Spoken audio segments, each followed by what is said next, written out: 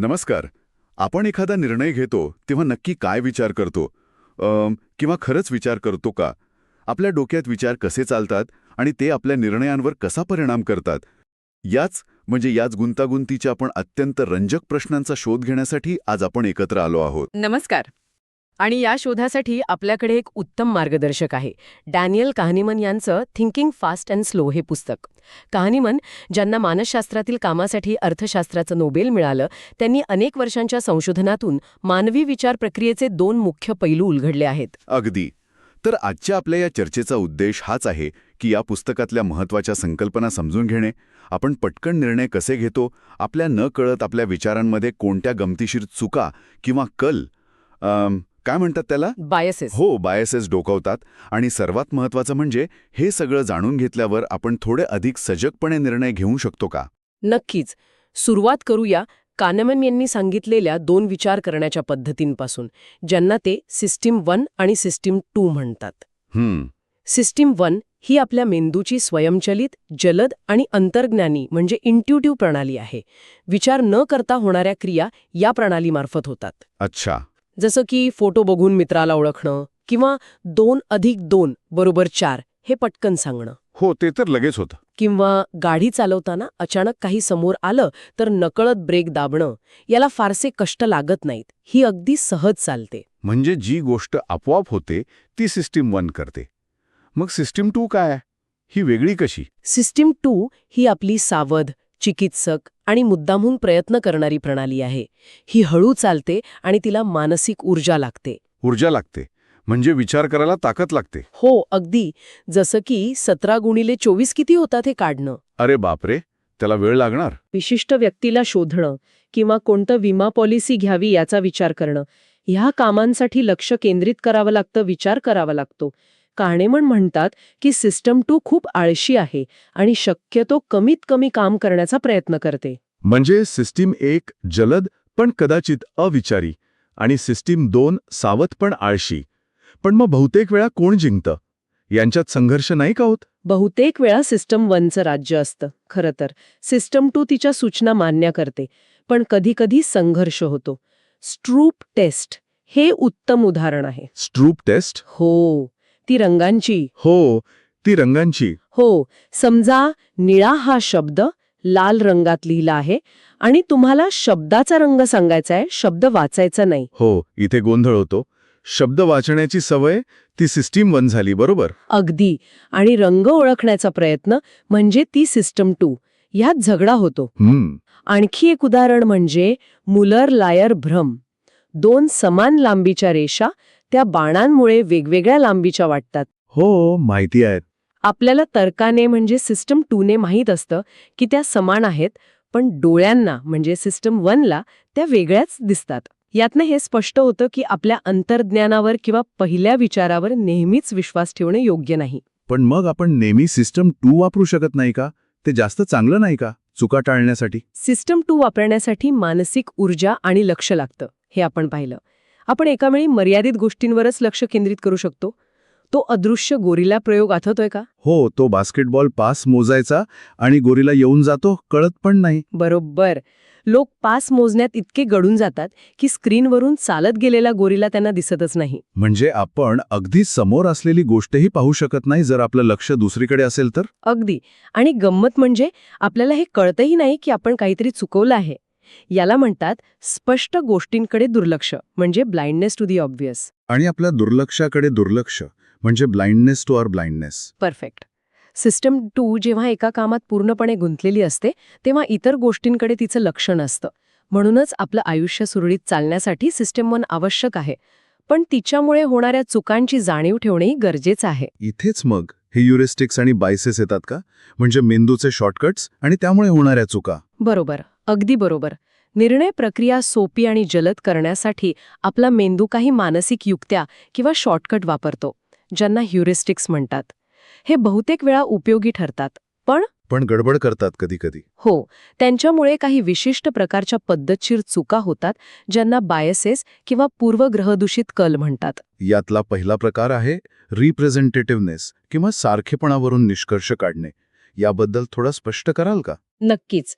रिप्रेझेंटेटिव्हनेस heuristic म्हणजे आपण एखाद्या व्यक्ती किंवा गोष्टीची संभाव्यता ठरवताना ती व्यक्ती किंवा गोष्ट आपल्या मनात असलेल्या त्या प्रकारच्या ठराविक प्रतिमेशी म्हणजे स्टिरिओटाईपशी किती जुळते यावर जास्त लक्ष देतो. हां. आणि मग आपण त्या गोष्टीची मूळ संख्या किंवा प्रमाण म्हणजे बेस रेट किती आहे याचा विचार करायला विसरतो. पुस्तकातलं स्टीव्हचं उदाहरण आहे, तो लाजाळू, मदत करणारा, शांत, व्यवस्थित आहे.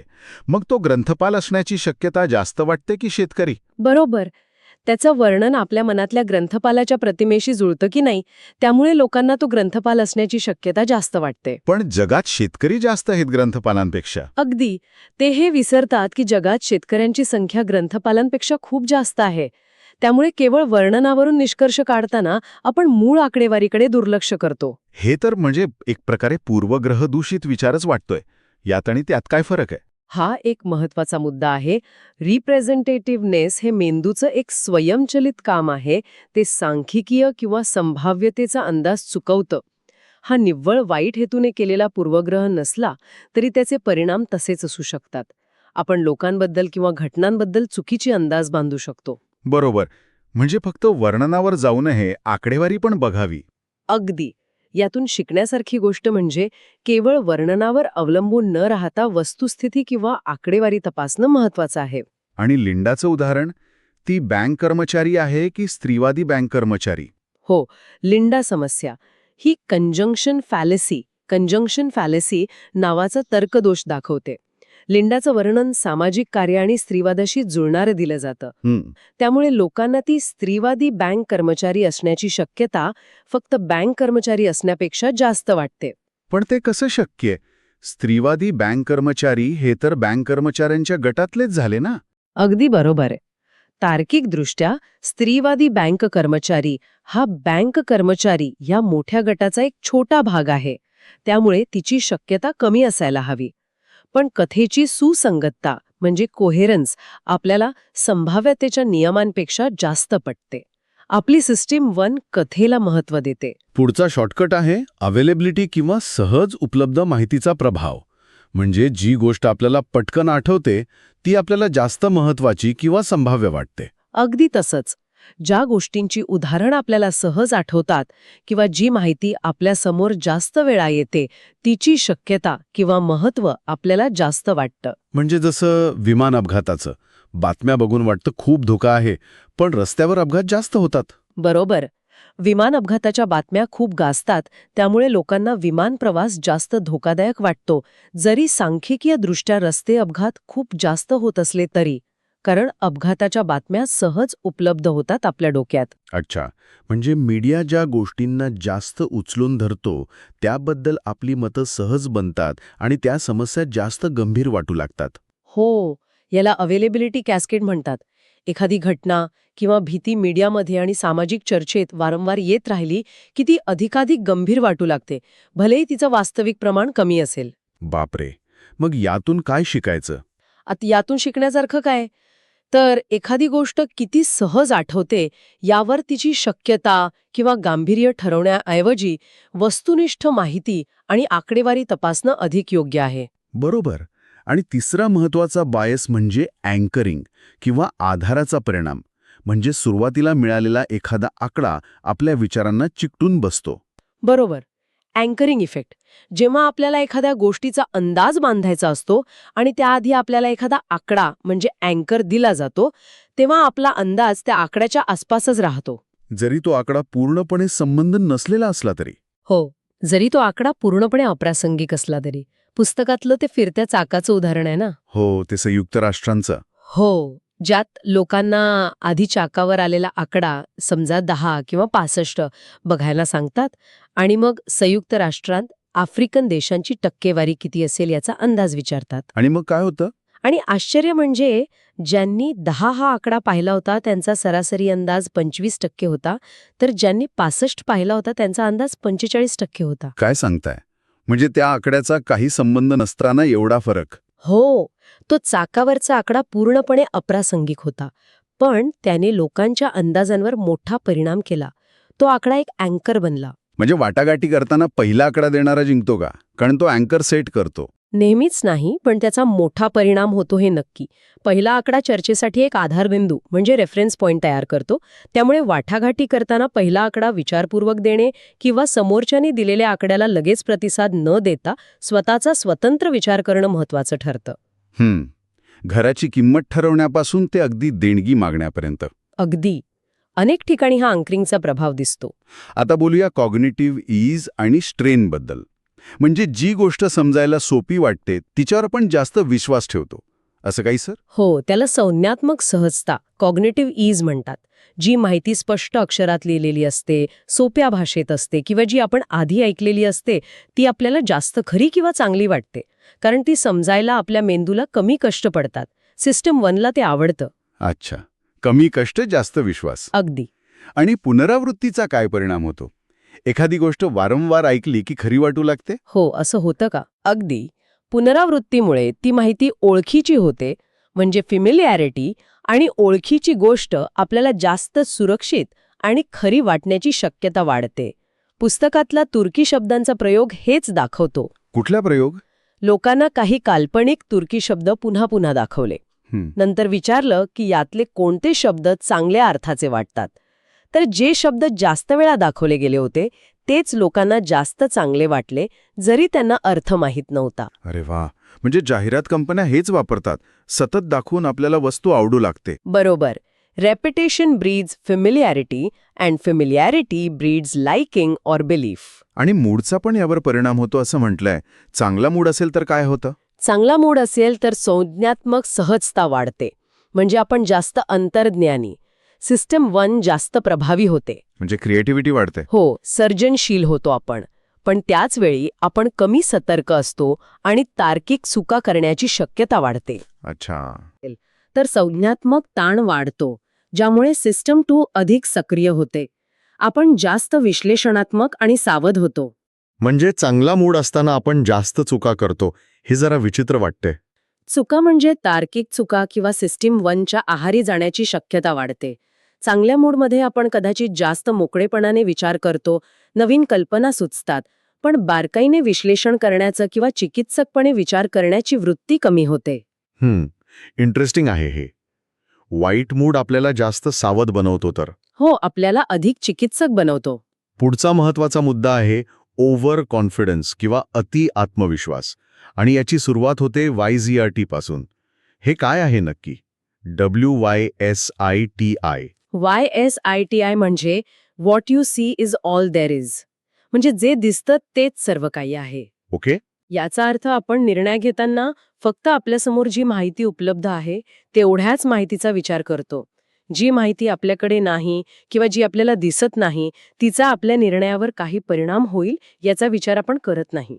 आणि आपल्याला ती कळत पण नाही की माहिती अपुरी आहे. अगदी. आपल्याला जाणवतही नाही की आपल्याकडे अपुरी माहिती आहे. पुस्तकातलं मिंडिकचं उदाहरण आहे ना. हो, मिंडिक बुद्धिमान आणि कणखर आहे. ती चांगली नेता बनेल का? आपण पटकन हो म्हणतो. बरोबर. कारण बुद्धिमान आणि कणखर हे नेतेपदासाठी चांगली गुण वाटतात. ही माहिती आपल्याला मिळाली. हां. पण ती भ्रष्ट किंवा क्रूरही असू शकते. ही माहिती आपल्याकडे नसते. पण आपण त्याचा विचारच करत नाही. आपण उपलब्ध माहितीच्या आधारे एक सुसंगत कथा तयार करतो आणि तिच्यावर इतका विश्वास ठेवतो की आपण अति आत्मविश्वासाने निर्णय घेतो. YSCIT. यातूनच समजाचा भ्रम निर्माण होतो का? म्हणजे भूतकाळात घडलेल्या गोष्टी आपल्याला इतक्या स्पष्ट वाटतात की भविष्यकाळाचा अंदाज लावण्याबद्दलही आपण अति आत्मविश्वास बाळगतो. अगदी. याला नॅरेटिव्ह फॅल्सी म्हणतात. आपण भूतकाळातल्या घटनांना एका सरळ, सुसंगत कथेत बसवतो. जसं की गुगलच्या यशाची कहाणी. आपल्याला वाटतं की हे यश तर होणारच होतं. सगळं ठरल्यासारखं घडलं. पण त्यात नशीब, योगायोग पण असेल ना? नक्कीच. पण आपण ते विसरतो. आपल्याला वाटतं की सगळं कारण परिणामांच्या साखळीत बसतं. यामुळे आपल्याला वाटतं की आपण भविष्याचाही अचूक वेध घेऊ शकतो. आणि मग येतो पश्चात दृष्टीचा प्रभाव. म्हणजे मला हे माहीतच होतं असं वाटणं. बरोबर. एखादी घटना घडल्यावर मागे वळून पाहताना वाटतं की हे तर अपेक्षितच होतं. पण मग आपण भूतकाळातून काही शिकू शकत नाही का? शिकू शकतो, नक्कीच शिकू शकतो. पण आपण किती शिकलो आहोत आणि भविष्याचा किती अचूक अंदाज लावू शकतो याबद्दल अति आत्मविश्वास बाळगणं टाळायला हवं. विशेषतः गुंतागुंतीच्या आणि अनिश्चित परिस्थितीत, जसं की राजकारण किंवा शेअर बाजार. आपलं ज्ञान मर्यादित आहे हे मान्य करायला हवं. बरोबर. याच अतिआत्मविश्वासामुळे व्हॅलिडिटीचा भ्रम, इल्युजन ऑफ व्हॅलिडिटी पण येतो. म्हणजे आपल्याकडे असलेल्या माहितीच्या आधारावर केलेला अंदाज किती अचूक असेल याबद्दल अवाजवी खात्री वाटणे, जरी ती माहिती अपुरी किंवा अविश्वसनीय असली तरी. मुलाखतींवरून उमेदवारांची निवड करणारे किंवा शेअर बाजारातले तज्ज्ञ यांच्या बाबतीत हे दिसतं, नाही का? त्यांना आपल्या कौशल्याबद्दल भ्रम असतो की माझं इंट्युशन बरोबर आहे. बरोबर. kahneman सांगतात की तज्ज्ञांच्या अंतर्ज्ञानावर तेव्हाच विश्वास ठेवावा जेव्हा 2 अटी पूर्ण होतात. 1. त्यांचं क्षेत्र पुरेसे नियमित आणि अंदाज बांधण्यासारखं म्हणजे प्रिडिक्टेबल एन्व्हायरमेंट असावं. ओके. आणि 2. त्यांना त्या नियमिततेचा अंदाज बांधण्याचा भरपूर सराव म्हणजे प्रोलॉंग्ड प्रॅक्टिस मिळालेला असावा. म्हणजे अग्निशमन दलाचे अनुभवी प्रमुख किंवा विशिष्ट निदान करणारे डॉक्टर किंवा बुद्धिबळपटू यांच्या अंतर्ज्ञानात तथ्य असू शकतं. हो, कारण त्यांचं क्षेत्र बऱ्यापैकी नियमित आहे आणि त्यांना वर्षानुवर्षांचा सराव आहे. पण शेअर मार्केटचा तज्ज्ञ आणि बुद्धिबळपटू यांच्या अंतर्ज्ञानात फरक आहे. नक्कीच, बुद्धिबळाचे नियम आणि परिणाम निश्चित आहेत. पण आर्थिक बाजारपेठ खूप अस्थिर आणि अनिश्चित असते. तिथे नियम सतत बदलत असतात. म्हणजे तिथे नुसत्या इंट्युशनवर विसंबून चालणार नाही. नाही. अशा परिस्थितीत सांख्यिकीय सूत्र किंवा अल्गोरिदम्स अनेकदा मानवी तज्ज्ञांपेक्षा जास्त अचूक अंदाज लावू शकतात. पॉल मेहेल यांच्या संशोधनाने हे खूप पूर्वीच सिद्ध केलं आहे. ओके. आता वळूया एका अत्यंत महत्त्वाच्या संकल्पनेकडे, प्रॉस्पेक्ट थिअरी. या सिद्धांताने पारंपरिक अर्थशास्त्राला मोठं आव्हान दिलं असं म्हणतात. का? हो, कारण पारंपरिक अर्थशास्त्र असं मानायचं की लोक निर्णय घेताना त्यांच्या एकूण संपत्तीचा म्हणजे फायनल स्टेट ऑफ वेल्थचा विचार करतात. तिच्या तुलनेत म्हणजे रेफरन्स पॉइंट पासून होणाऱ्या नफ्या तोट्याचा विचार करून निर्णय घेतात. अच्छा, म्हणजे आपल्याला किती मिळणार किंवा किती जाणार याचा जास्त विचार करतो आपण, आपल्याकडे आधी किती आहे यापेक्षा. अगदी.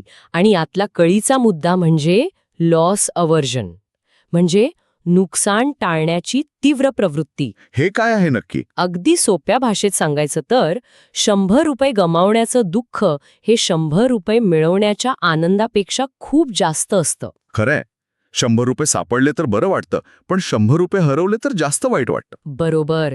मानसशास्त्रीयदृष्ट्या तोट्याचा प्रभाव फायद्याच्या प्रभावापेक्षा जवळपास दुप्पट असतो.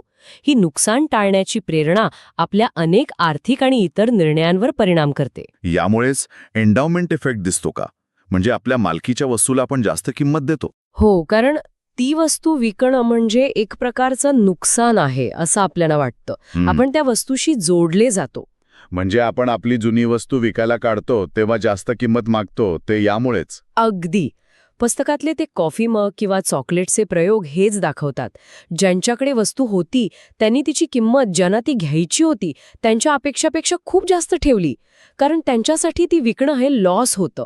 आणि याचमुळे स्टेटस को बायस पण येतो, म्हणजे आहे ती परिस्थिती बदलण्यापेक्षा टिकवून ठेवण्याचा कल. बरोबर. स्टेटस क्वो बायस आहे ती स्थिती कायम ठेवण्याकडे लोकांचा कल असतो, कारण बदलामध्ये संभाव्य नुकसान दिसतं किंवा बदलाचे फायदे त्या नुकसानीपेक्षा कमी वाटतात. लॉस अवर्जन इथेही काम करतं. ओके, प्रॉस्पेक्ट थिअरीमध्ये 4फोल्ड पॅटर्न नावाचं एक मॉडेल पण आहे. ते काय सांगतं? ते जरा क्लिष्ट वाटतं. ते थोडा सविस्तर आहे, पण त्याचा गाभा असा आहे की ते मॉडेल दाखवतं की लोक संभाव्यता, प्रोबॅबिलिटी आणि नफा तोटा यांच्या वेगवेगळ्या संयोजनांमध्ये जोखीम कशी घेतात किंवा टाळतात. उदाहरणार्थ जेव्हा मोठा नफा मिळण्याची शक्यता जास्त असते, हाय प्रोबॅबिलिटी ऑफ गेन्स, तेव्हा लोक जोखीम टाळतात, म्हणजे खात्रीचा पण थोडा कमी नफा निवडतात, रिस्क अव्हर्स होतात. पण जेव्हा खूप मोठा नफा मिळण्याची शक्यता कमी असते, जसं की लॉटरी, तेव्हा लोक जोखीम पत्करतात, रिस्क सीकिंग होतात. ओके, आणि तोट्याच्या बाबतीत? तोट्याच्या बाबतीत उलटं होतं. मोठा तोटा होण्याची शक्यता जास्त असेल, हाय प्रोबॅबिलिटी ऑफ लॉसेस, तर तो टाळण्यासाठी लोक अधिक जोखीम पत्करतात. म्हणजे कदाचित आणखी मोठा तोटा होईल, पण तो टाळण्याची एक संधी घेण्यासाठी ते रिस्क सीकिंग होतात. अच्छा. पण खूप मोठा तोटा होण्याची शक्यता कमी असेल तर ते जोखीम टाळतात, म्हणजे थोडं नुकसान सोसून ती मोठी संभाव्य आपत्ती टाळण्याचा प्रयत्न करतात, जसं की विमा खरेदी करणे. इथे ते रिस्क अव्हर्स होतात. म्हणजे आपली जोखीम घेण्याची वृत्ती परिस्थितीनुसार नफा तोटा आणि संभाव्यता यानुसार बदलते हे फोरफोल्ड पॅटर्न सांगतं. अगदी बरोबर. बरं, आता बोलूया फ्रेमिंगबद्दल. म्हणजे एखादी गोष्ट कशी मांडली जाते याचा आपल्या निर्णयावर कसा परिणाम होतो, हे तर खूपच महत्वाचं वाटतंय. हो, फ्रेमिंग म्हणजे शब्दांची किंवा परिस्थितीची मांडणी. मूळ माहिती किंवा आकडेवारी तीच असली तरी ती कोणत्या शब्दात मांडली जाते यावर आपले निर्णय पूर्णपणे बदलू शकतात. हे सिस्टम 1च्या प्रभावाचं उत्तम उदाहरण आहे. सिस्टम 1 भावनिक आणि संदर्भावर आधारित प्रतिसाद देते. याचं प्रसिद्ध उदाहरण म्हणजे एशियन डिसीज समस्या, नाही का? हो, अगदी. 600 लोक आजारी आहेत अशी कल्पना करा. एका पर्यायात सांगितलं की प्रोग्रॅम ए निवडला तर 200 लोक वाचतील. दुसऱ्या पर्यायात प्रोग्रॅम बी निवडला तर 13 शक्यतेने 600 लोक वाचतील आणि 23 शक्यतेने कुणीच वाचणार नाही. यात लोक काय निवडतात? यात बहुतेक लोक प्रोग्रॅम ए निवडतात. निश्चितपणे 200 लोक वाचवणं त्यांना जास्त सुरक्षित वाटतं. Risk averse. ओके, आता दुसरा फ्रेम. आता दुसरी फ्रेम. प्रोग्रॅम सी निवडला तर 400 लोक मरतील. प्रोग्रॅम डी निवडला तर 13 शक्यतेने कुणीच मरणार नाही आणि 23 शक्यतेने 600 लोक मरतील. हे तर गणितीयदृष्ट्या ए आणि बी सारखेच आहेत. सी म्हणजे एचा उलटा आणि डी म्हणजे बीचा उलटा. अगदी.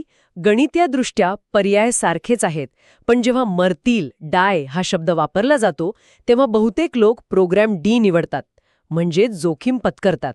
काय सांगताय? फक्त वाचतीलऐवजी मरतील म्हटल्याने निर्णय बदलतो. हो, जेव्हा वाचतील ही फ्रेम वापरली तेव्हा लोक जोखीम टाळतात. जेव्हा मरतील ही फ्रेम वापरली तेव्हा लोक जोखीम पत्करतात. फक्त शब्दांच्या मांडणीने लोकांची पसंती पूर्णपणे बदलते. हे अविश्वसनीय आहे. म्हणजे फक्त माहिती महत्वाची नाही, ती कशी मांडली जाते यावर आपले निर्णय अवलंबून असतात, हे लक्षात ठेवणं गरजेचं आहे. अगदी. तसंच मेंटल अकाउंटिंग आहे. आपण पैसे वेगवेगळ्या मानसिक खात्यांमध्ये वाटून टाकतो. म्हणजे समजा तुम्ही सिनेमाचा 100 रुपयांचा तिकीट घेतलं आणि ते हरवलं. तुम्ही परत 100 रुपये खर्च करून तिकीट घ्याल का? बहुतेक लोक नाही म्हणतील, कारण त्यांच्या सिनेमा खात्यात 200 रुपये खर्च नको असतो. बरोबर. पण समजा तुम्ही तिकीट घ्यायला जात आहात आणि तुमच्या खिशातले 100 रुपये हरवले, तरी तुम्ही तिकीट घ्याल का? बहुतेक लोक हो म्हणतील, कारण ते 100 रुपये सामान्य नुकसानीच्या खात्यात गेले, सिनेमाच्या नाही. अरे देवा, हे तर आपण करतो खरं. हो. MPG भ्रम पण असाच आहे. माइल्स पर गॅलनऐवजी गॅलन पर माइलमध्ये विचार केला तर इंधन बचतीचा खरा अंदाज येतो. आणि डिफॉल्ट पर्यायांचा प्रभाव तर खूप मोठा आहे. तो अवयवदानाचा. हो. ज्या देशांमध्ये अवयवदानासाठी नाही म्हणायचं असेल तर खूण करावी लागते, म्हणजे हो हा डिफॉल्ट असतो, तिथे दात्यांची संख्या खूप जास्त असते त्या देशांपेक्षा जिथे हो म्हणायला खूण करावी लागते. म्हणजे काही न करणं हेच लोक निवडतात अनेकदा. अगदी. फ्रेमिंग फक्त माहिती विकृत करत नाही, तर अनेकदा आपली पसंतीच त्या फ्रेमवर आधारित असते. आणि आता शेवटचा, पण माझ्या मते सर्वात विचार करायला लावणारा मुद्दा. 2 स्व, 2 सेल्व्स. अनुभव घेणारा आणि आठवणारा स्व. हे काय आहे? हो, काहनमॅन म्हणतात की आपल्यात 2 स्व आहेत. एक आहे अनुभव घेणारा स्व, एक्सपिरियन्सिंग सेल्फ. म्हणजे जो प्रत्यक्ष अनुभव घेतो क्षणाक्षणाला. बरोबर. जो प्रत्येक क्षणाला काय अनुभवतो आहे, वेदना, आनंद, कंटाळा इत्यादी. दुसरा आहे आठवणी जपणारा स्व, रिमेंबरिंग सेल्फ. आणि तो काय करतो? तो त्या अनुभवांची कहाणी तयार करतो, आठवणी ठेवतो आणि महत्वाचं म्हणजे त्या आठवणींच्या आधारावर भविष्यातले निर्णय घेतो. आणि गंमत म्हणजे निर्णय घेताना आठवणी जपणारा स्व जास्त प्रभावी ठरतो, अनुभव घेणारा नाही. निर्णय घेताना तरी नक्कीच. आठवणी जपणारा स्व सगळं लक्षात ठेवत नाही, तो काही गोष्टींना जास्त महत्त्व देतो. तो पीक अँड रूल वापरतो. पीक अँड रूल म्हणजे काय? म्हणजे अनुभवाची आठवण त्या अनुभवाच्या सर्वात तीव्र क्षणावर, पीक, मग तो सुखद असो वा दुःखद, आणि त्याच्या शेवटच्या क्षणावर, एंड, जास्त अवलंबून असते. आणि मध्ये काय झालं ते महत्वाचं नाही. त्या मानाने कमी महत्वाचं. आणि संपूर्ण अनुभवाचा कालावधी किती होता याकडे तो बऱ्याचदा दुर्लक्ष करतो. याला ड्युरेशन निग्लेक्ट म्हणतात. म्हणजे एखादा वाईट अनुभव खूप वेळ चालला, पण शेवट चांगला झाला तर आठवण चांगली राहते. अगदी. तो हाताला थंड पाण्यात ठेवण्याचा प्रयोग, कोल्ड हँड एक्सपेरिमेंट, याचंच उदाहरण आहे ना? हो, सांगा ना त्याबद्दल. लोकांना 2 वेळा हात बर्फाच्या पाण्यात ठेवायला लावला. एकदा कमी वेळ 60 सेकंड पण वेदनादायक. दुसऱ्यांदा जास्त वेळ 90 सेकंड पण शेवटची 30 सेकंड पाणी थोडं कमी थंड केलं, म्हणजे वेदना थोडी कमी झाली. मग लोकांना कुठला अनुभव पुन्हा घ्यायला आवडला? दुसरा, ज्यामध्ये एकूण वेदना जास्त वेळ होती पण शेवट कमी वेदनादायक होता, कारण त्यांच्या आठवणीत रिमेंबरिंग सेल्फ तो अनुभव कमी त्रासदायक म्हणून नोंदवला गेला, पीक अँड रूलमुळे. बाप रे, म्हणजे आपला आठवणारा स्व आपल्या अनुभव घेणाऱ्या स्वला फसवतोय की काय? फसवतोय असं नाही, पण तो वेगळ्या पद्धतीने काम करतो. आपला आठवणारा स्व आपल्या अनुभवांची कथा लिहितो आणि भविष्यात काय करायचं हे ठरवतो. त्यामुळेच आपण सुट्ट्यांचे फोटो काढतो, आठवणी जपायला. बरोबर. आणि मग आहे फोकसिंग इल्युजन. आयुष्यात कोणतीही गोष्ट तितकी महत्वाची नसते जितकी ती वाटते जेव्हा आपण तिचा विचार करत असतो. हे वाक्य खूप खोल आहे. अगदी जेव्हा आपण एखाद्या विशिष्ट गोष्टीवर लक्ष केंद्रित करतो, जसं की पैसा, आरोग्य, लग्न किंवा हवामान, तेव्हा आपल्याला वाटतं की त्याचा आपल्या एकूण सुखावर खूप मोठा परिणाम होतो. पण तसं नसतं. पण प्रत्यक्षात त्याचा परिणाम तितका नसतो जितका आपल्याला वाटतो. जसं की काहनमॅन उदाहरण देतात की कॅलिफोर्नियात राहणारे लोक मिडवेस्टमध्ये राहणाऱ्यांपेक्षा जास्त सुखी नसतात, जरी लोकांना वाटत असलं की तिथलं चांगलं हवामान त्यांना जास्त सुखी बनवेल. का बरं? कारण जेव्हा आपण हवामानाचा विचार करतो तेव्हा त्याला अवास्तव महत्त्व देतो. पण प्रत्यक्षात आयुष्यात इतर अनेक गोष्टी चालू असतात ज्या आपल्या सुखावर परिणाम करतात, ज्याचा आपण त्या क्षणी विचार करत नाही. आपण ज्या गोष्टीवर विचार करतो तिला अवास्तव महत्त्व देतो. हाच फोकसिंग इल्युजन. वा, खरंच आपल्या विचार करण्याच्या पद्धती किती गुंतागुंतीच्या आणि अनपेक्षित आहेत.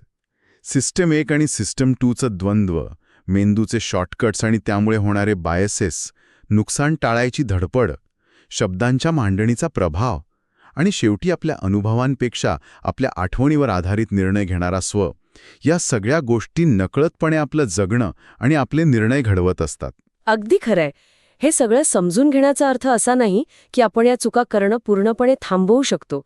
कारण सिस्टम 1 आपल्या अस्तित्वासाठी आवश्यक आहे. ती आपल्याला पटकन प्रतिसाद द्यायला मदत करते. पण या प्रक्रिया कशा चालतात हे माहीत असेल तर आपण अधिक सजग होऊ शकतो. महत्त्वाच्या निर्णयांच्या वेळी थोडं थांबून सिस्टम 2ला कामाला लावून आपल्या पहिल्या प्रतिक्रियेवर किंवा अंतर्ज्ञानावर प्रश्नचिन्ह उपस्थित करू शकतो. थोडं चिकित्सकपणे पाहू शकतो. तर आजच्या चर्चेतून आपण डॅनियल काहनेमन यांच्या थिंकिंग फास्ट अँड स्लो या पुस्तकातील काही महत्त्वाच्या संकल्पना आणि त्यामागील मानवी विचार प्रक्रियेतील गमती-जमती पाहिल्या. खूप काही शिकायला मिळालं. आणि यातून एक विचार नक्कीच मनात येतो की नाही, आपल्या स्वतःच्या आयुष्यातील कोणत्या निर्णयांवर या सिस्टम 1च्या युक्त्यांचा आणि चुकांचा प्रभाव पडला असेल. आणि हे जाणून घेतल्यावर भविष्यातले निर्णय अधिक विचारपूर्वक घेण्यासाठी आपण काय करू शकतो. अगदी. हा विचार प्रत्येकाने करायला हवा. धन्यवाद. धन्यवाद.